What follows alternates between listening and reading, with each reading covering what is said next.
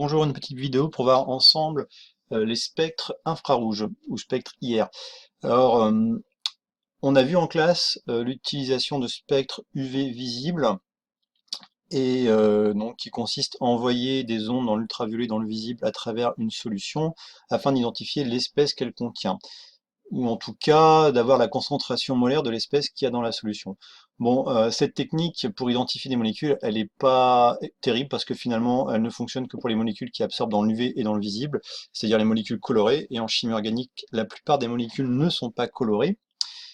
Et puis, elle n'est pas très pratique parce que il faut vraiment que les spectres correspondent pour pouvoir identifier une molécule, c'est-à-dire il faut pouvoir avoir en mémoire, ou sous forme informatique, en tout cas, l'ensemble des spectres des molécules colorées, et quand on tombe sur une molécule colorée inconnue, obtenir son spectre et comparer avec ce qu'on peut trouver donc sur informatique ou sur Internet ou dans des livres.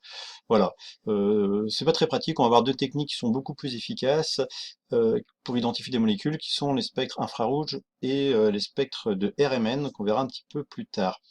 Alors les spectres infrarouges, déjà, ils s'adressent à toutes les molécules parce que quand vous envoyez des infrarouges dans une solution qui contient une molécule inconnue, les ondes infrarouges, dont la longueur d'onde est comprise entre 800 nanomètres et 1 millimètre, c'est des ondes qui sont moins énergétiques que l'UV et le visible et qui vont avoir pour effet, en fait, ils vont être absorbés par les liaisons entre les atomes, les liaisons covalentes qu'il y a dans les molécules, donc les liaisons qu'il y a entre deux atomes de la molécule.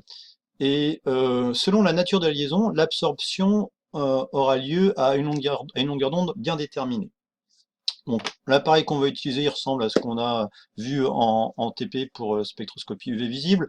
Bon, il est un petit peu plus gros, un petit peu plus cher aussi, c'est pour ça qu'on l'a pas au lycée. Mais la technique est la même. On envoie de la lumière donc dans la solution à une longueur d'onde donnée et on compare la quantité de lumière qui sort de la solution par rapport à celle qui a été envoyée dans la solution. Alors en UV visible, on regardait la quantité de lumière qui a été absorbée par la solution. En spectroscopie IR, on va faire l'inverse, on va regarder la quantité de lumière qui était transmise par la solution. Bon, ça revient au même, hein. Donc l'opération ici, c'est de diviser l'intensité de la lumière à une longueur d'onde donnée qui a traversé la solution par l'intensité de la lumière qui a été envoyée dans la solution. On obtient un nombre en pourcentage. Alors regardons tout de suite à quoi peut ressembler un spectre infrarouge. Alors, là, dans cette petite animation, nous allons pouvoir étudier différentes molécules. Vous avez ici cette molécule là qui est le pentane, et là son spectre infrarouge. Alors, plusieurs choses. Déjà, on voit bien que l'ordonnée est en transmittance, donc en pourcentage, de 0 à 100%. Et donc les bandes d'absorption, cette fois-ci, ne sont pas vers le haut, mais vers le bas. Donc du coup, tout ce qui est aux alentours de 100%, hein, ça veut dire que la lumière a traversé la solution finalement sans avoir été absorbée. Par contre, quand on est proche de 0%, la lumière a été fortement absorbée, ici et ici. Donc c'est pour ça que je dis que les bandes d'absorption ici sont vers le bas. Et donc, comme je l'ai dit tout à l'heure, à chaque bande d'absorption va correspondre une liaison. Par exemple, les liaisons CH, carbone-hydrogène, ici, eh ben, elles sont toujours caractérisées par une bande d'absorption aux alentours de 3000 cm-1. Ah oui, autre chose, dans un spectre infrarouge, hein, on voit que l'axe des abscisses, ici, c'est pas en longueur d'onde, c'est en nombre d'ondes. Alors le nombre d'ondes, c'est juste l'inverse de la longueur d'onde, donc c'est directement relié à la longueur d'onde. Euh, c'est juste, voilà, ça permet de finalement de faire la différence rapidement entre un spectre infrarouge et un spectre UV visible. Hop, on voit qu'ici que c'est des nombres d'ondes, donc forcément c'est pas des longueurs d'onde, c'est l'inverse de la longueur d'onde, donc on sait qu'on a affaire à un spectre infrarouge et non à un spectre UV visible. On peut aussi le savoir en regardant leurs données, transmittance à la place d'absorbance, ou alors en regardant la forme des bandes d'absorption qui sont orientées vers le bas ici, alors qu'en spectroscopie UV visible, elles sont orientées vers le haut.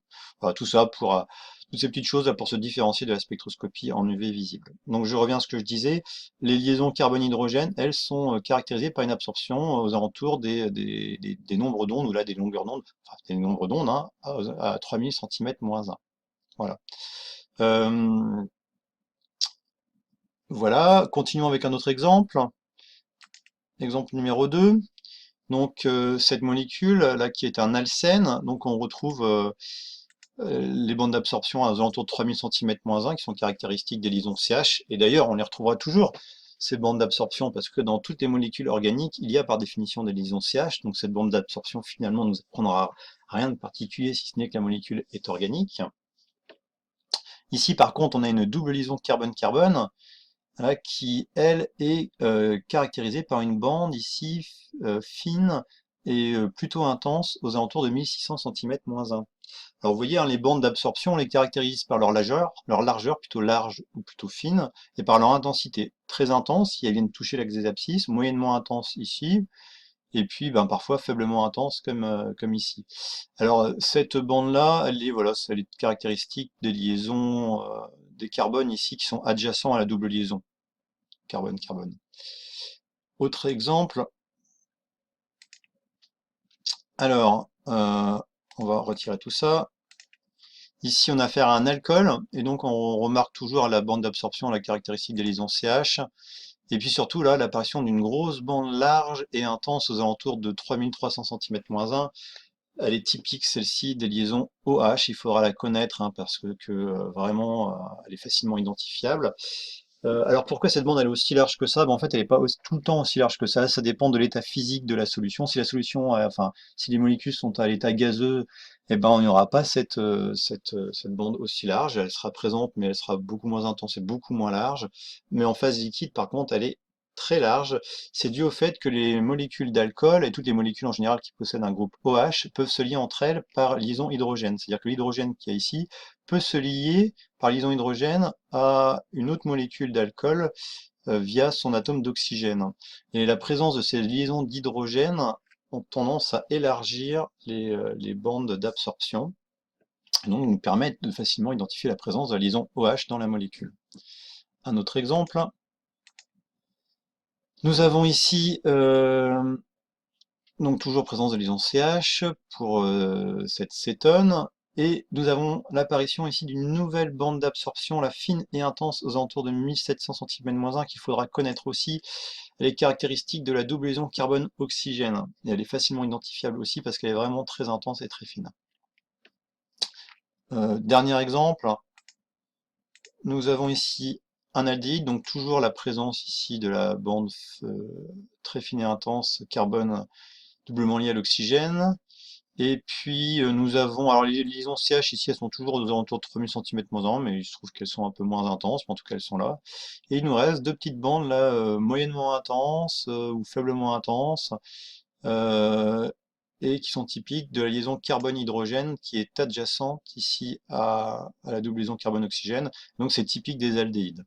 Voilà. Donc vous l'avez compris, finalement, un spectre infrarouge, ça permet d'identifier la présence de certaines liaisons dans une molécule, et donc d'identifier finalement les groupes caractéristiques présents dans la molécule, et donc la famille de la molécule, la famille à laquelle appartient la molécule. Autre chose que vous avez pu remarquer, c'est que j'ai pour l'instant toujours regardé les bandes d'absorption comprises entre 1500 et 4000 cm-1, et j'ai jamais regardé ce qui se passait à droite, là, en dessous de 1500 cm-1, tout simplement parce que cette partie-là du spectre, qu'on appelle l'empreinte digitale de la molécule, elle est très difficilement interprétable. En fait, elle dépend vraiment de chacune des molécules. Et c'est pas facile à interpréter.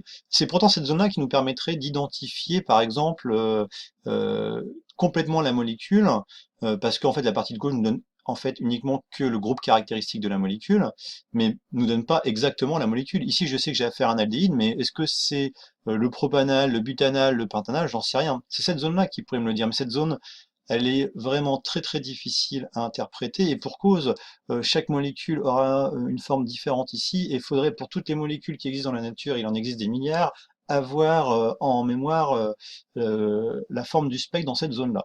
On le fait pas, et on le fait pas aussi pour une autre raison, qui est que ça, déterminer exactement la formule de la molécule, on l'a avec la technique de spectre RMN que nous verrons un petit peu plus tard.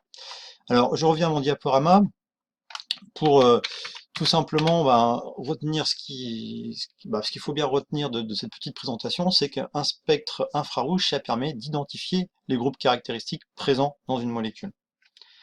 Alors, alors d'abord, avant de traiter deux exemples ensemble, un petit point sur la méthode qu'on utilisera en classe pour résoudre les exercices.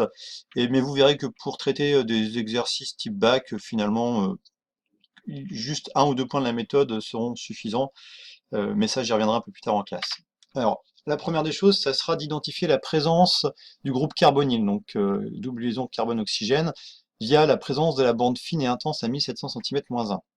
Et là, on pourra avoir deux catégories de molécules. Celles qui contiennent ce groupe-là, et alors, ben, il ne restera plus qu'à savoir si c'est un acide carboxylique, un amide, un ester, un aldéhyde ou une cétone. Si c'est un acide carboxylique, ça voudra dire qu'en plus de cette bande fine et intense à 1700 cm-1, ben, il y aura une large bande vers 3300 cm-1, typique des groupes OH. Si on n'a pas cette bande large typique des groupes OH, c'est qu'on n'a pas fait un acide carboxylique. On verra alors si c'est un amide. Si c'est un amide, on a en plus le groupe NH, alors lui qui est caractérisé par différentes bandes. Sinon, si c'est pas le groupe amide qui est présent, ça pourrait être le groupe ester. Alors le groupe ester, ben, c'est le C doublement lié à l'oxygène, plus le C simplement lié à l'oxygène. Alors lui, il est caractérisé par une bande, alors qui n'est pas forcément facile à voir parce qu'elle se trouve avant 1500 cm-1. Et si c'est un aldéhyde, eh ben, il y aura donc ces deux bandes à 1700 cm-1, plus, comme on l'a vu tout à l'heure, les deux bandes de faible intensité vers 2800 cm-1. Et s'il n'y a que ça, que cette bande-là, eh ben, ça sera une cétone. Alors, je ne l'ai pas dit tout à l'heure, hein, mais les bandes caractéristiques qui étaient présentes dans la table de l'animation, elles ne sont pas à prendre par cœur, elles vous seront toujours données. Et puis, ben, un deuxième groupe de molécules, c'est les molécules qui ne contiennent pas le groupe carbonyle, la double liaison carbone-oxygène. Alors, c'est soit les alcools, si c'est un alcool, et ben alors, donc on n'aura pas cette bande-là, mais par contre, on aura une large bande aux alentours de 3300 cm-1, typique de la liaison OH. Si c'est un alcène, eh ben, on aura uniquement les bandes fines de moyenne intensité aux alentours de 1600 cm-1 qu'on a pu voir tout à l'heure. Et puis si c'est une amine, eh ben, voilà, on aura uniquement des bandes là aux alentours de... Alors il y a plusieurs types de bandes pour les amines, là il faudra se reporter aux tables. Je vais traiter deux exemples avec vous pour vous montrer comment on s'y prend pour identifier le groupe caractéristique présent dans la molécule à étudier. Premier exemple, ici donc nous avons un spectre, c'est bien un spectre infrarouge, les bandes sont vers le bas, je suis en nombre d'ondes ici, en transmittance en ordonnée. Qu'est-ce que je remarque? Ben, je remarque tout de suite la présence ici d'une bande fine et intense aux alentours de 1700 cm-1, donc ça veut dire que j'ai présence du groupe CO. Alors je vais savoir maintenant, est-ce que c'est un acide carboxylique, est-ce que c'est un amide, un ester, un aldéhyde, une cétone? Et ben, tout de suite je vois ici que j'ai la présence d'une forte bande, enfin large et intense aux alentours de 3000-3300 cm-1, typique de la présence de liaison OH. Donc j'ai les deux groupes qui sont présents, CO et OH, c'est donc un acide carboxylique. Deuxième exemple, j'ai toujours ici la présence de la bande fine et intense typique de la double liaison carbone-oxygène, et j'ai présence ici de deux bandes moyennement intenses et plutôt fines aux alentours de 2800 cm-1, on les a vues tout à l'heure, c'est celles qui sont typiques des aldéhydes. J'ai donc affaire à un aldéhyde. Ce qu'il va falloir retenir, c'est que les spectres infrarouges nous permettent d'identifier le groupe caractéristique présent dans une molécule, et parmi les bandes caractéristiques, il y en aura deux à retenir par cœur. C'est les deux là qui apparaissaient dans le spectre tout à l'heure, ces deux-ci, qui sont facilement identifiables. Celle qui est typique du groupe de la double liaison carbone-oxygène et celle qui est typique de la liaison oxygène-hydrogène. Même si on vous fournira toujours les tables des bandes d'absorption, le fait de connaître par cœur ces deux bandes-là, de savoir les identifier dans un spectre, ça va vous permettre de résoudre très rapidement les exercices, parce que vous verrez que les exercices de bac tournent quasiment uniquement autour de la présence de ces deux bandes-là. Et on verra ça plus tard.